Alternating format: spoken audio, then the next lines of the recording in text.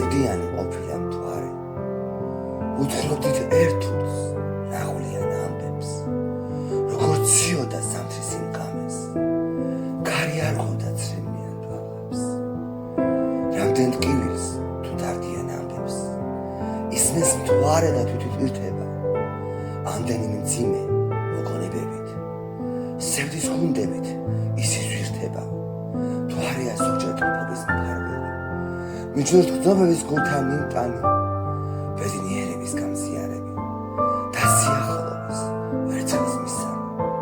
ბევრჯერ შემსწრია მათი განცდების განშორების და მწარე ცრემლების